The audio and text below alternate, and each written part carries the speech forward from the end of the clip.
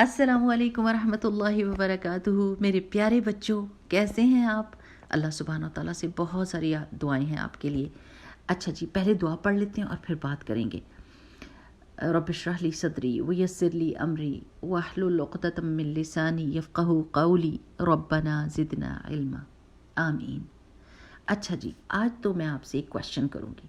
आप भला मुझे ये बताइए कि आपको पता हो कि कोई मेहमान आने वाला है, यानी जो आपको बहुत ही पसंद हो, यानी आपकी दादी या नानी या आपकी खाला या फुप्पो या आपके चाचा या आपके मामू, कोई भी जो बहुत ही पसंद है आपको, वो आने वाले हैं और वो बहुत सारे तोहफे भी लेकर आएंगे। तो फिर आप क्या करेंगे? आप प्लान करेंगे कि जब वो पसंदीदा बंदा आएगा तो आप एक्स्ट्रा काम सारे छोड़ देंगे और आप उनके साथ ही टाइम गुजारेंगे और उनके लाए हुए तोहफ़ों को एंजॉय करेंगे।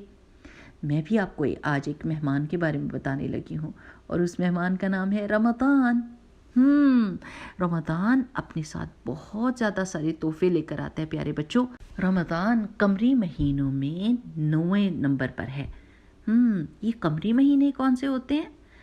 ये वो महीने हैं प्यारे बच्चों जिसमें हम चांद को देखकर महीने के शुरू का अंदाज़ा लगाते हैं कि महीना शुरू हो गया।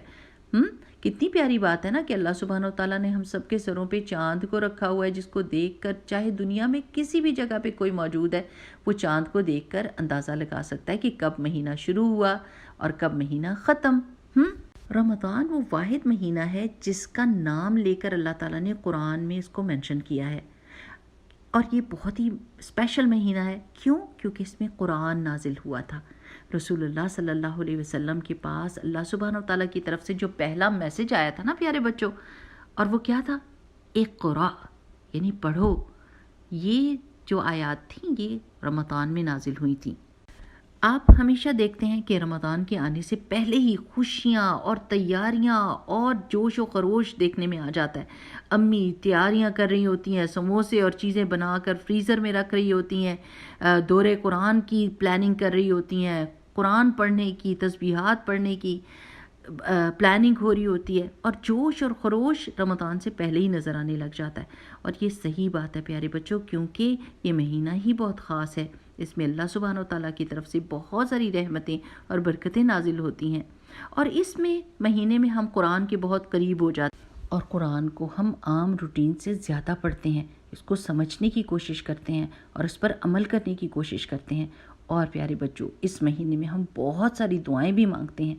आपको पता है कि रसूलुल्लाह सल्लल्लाहु अलैहि वसल्लम ने फरमाया था कि मन सामा रमज़ानन ईमानन व इहतिसाबन गुफ़िर लहू मा तक़द्दम मिन ज़ंबिही, कि जिसने रमज़ान के महीने में रोज़े रखे सवाब की नीयत से और ईमान के साथ, उसके पिछले सारे गुनाह बख्शे जाएंगे।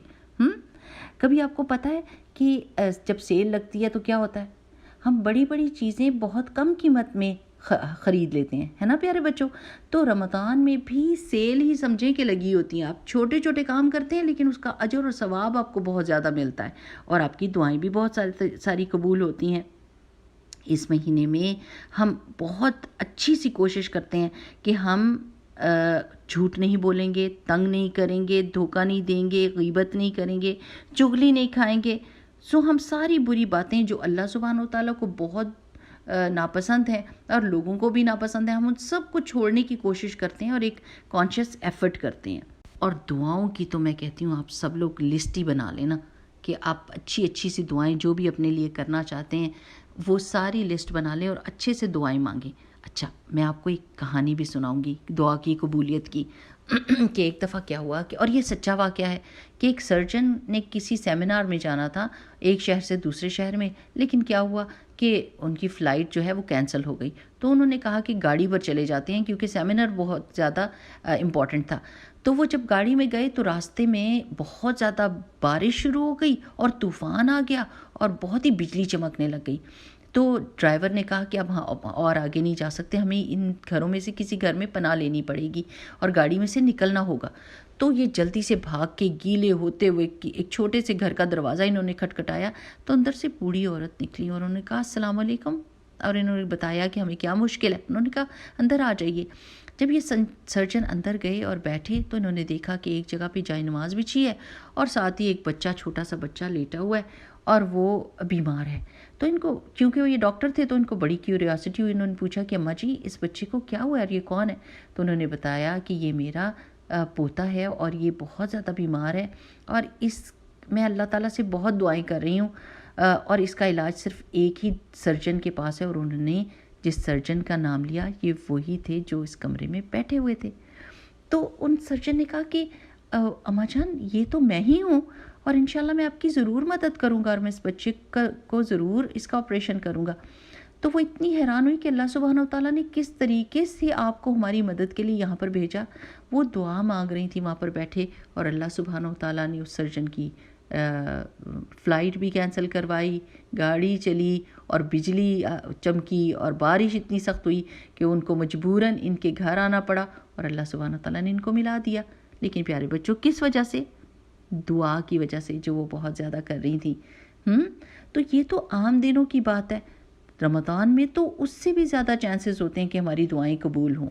چلیں جی، ہم اب اپنی دعا کی لسٹ ہی بنا لیتے ہیں کہ اللہ سبحانہ وتعالیٰ ہمیں یہ چیزیں چاہیے دنیا میں بھی اور آخرت میں بھی، اور پھر قرآن کو ہم نے باقاعدگی سے پڑھنا ہے، نماز کی پابندی ضرور کرنی ہے کہ نمازیں ٹائم پر پڑھنی ہیں اور دعائیں ڈھیروں ڈھیر مانگنی ہیں۔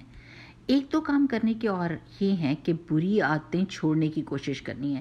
ہم نے یہ آئیڈینٹیفائی کرنا ہے، یہ سوچنا ہے کہ میرے میں کون سی ایسی عادتیں ہیں جن کی وجہ سے لوگ تنگ ہوتے ہیں، جیسے جھوٹ بولنا یا کسی کو بادر کرنا، تنگ کرنا، بہن بھائیوں سے لڑائی کرنا۔ ایسے ہو جاتا ہے جب گھر میں بہن بھائی ہوتے ہیں، لیکن اس مہینے میں ہم یہ سارے کام چھوڑیں گے اور اللہ تعالیٰ کی خاطر نیکی کے کام کریں گے تاکہ ہمیں بہت بڑے بڑے سرپرائزز ملیں۔ دوسرا یہ کہ ہم نے قرآن کو سیکھنا ہے کہ قرآن کے بیچ میں لکھا کیا ہوا ہے، اللہ سبحانہ وتعالیٰ نے کیا میسج دیا ہم کو، تو تھوڑا تھوڑا کر کے ہم قرآن سیکھیں گے۔ اگر آپ کے ذہن میں قرآن کے بارے میں کوئی بھی سوال ہے، اسلام کے بارے میں سوال ہے، تو آپ مجھ سے پوچھ سکتے ہیں اور میں اس کا جواب کو دے دوں گی انشاءاللہ باذن اللہ۔ سب سے پہلے تو یہ کام ہم نے کرنا ہے کہ جب چاند دیکھنے کا دن ہونا، کہ ایسا ہو کہ آج چاند ہم نے دیکھنا ہے، تو سب نے باہر نکل کے کوشش کرنی ہے کہ چاند کو دیکھیں۔ وہ شام کے وقت ہی نظر آ جاتا ہے، رات کو نہیں نظر آتا۔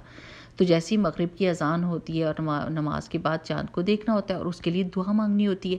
آپ نے یہ دعا سیکھنی ہے، ہر مہینے کے شروع میں یہ دعا مانگتے ہوتے ہیں، اور اس دعا کی وجہ سے وہ مہینہ برکت والا ہو جاتا ہے، رحمت والا ہو جاتا ہے اور آسان ہو جاتا ہے۔ اور وہ دعا ہے اللہم احلہ علینا بالامن والایمان والسلامتی والاسلامی ربی وربک اللہ۔ اس کا مطلب ہے کہ اللہ سبحانہ وتعالیٰ اس چاند کو ہمارے اوپر امن اور ایمان اور سلامتی اور اسلام کے ساتھ نکالنا، اور اے چاند تمہارا اور ہمارا رب اللہ ہی ہے۔ کتنی پیاری دعا ہے نا۔ انشاءاللہ یہ آپ دعا مانگیے اور یاد بھی کیجئے۔ اگر یاد نہیں ہوتی تو انٹرنیٹ سے نکال کے اس کو اپنے فریج پہ لگا لیں کہ جس دن چاند دیکھنے کا ٹائم ہو تو آپ خوشی سے اس کو دیکھیں اور خوشیاں منائیں کہ ہمارا رمضان آ گیا ہے۔ ٹھیک ہے میرے پیارے بچوں، چلیں اگلی آڈیو تک کے لیے السلام علیکم ورحمۃ اللہ وبرکاتہ۔ سبحانک اللہم و بحمدک، نشہد ان لا الہ الا انت، نستغفرک و نتوب الیک۔ السلام علیکم۔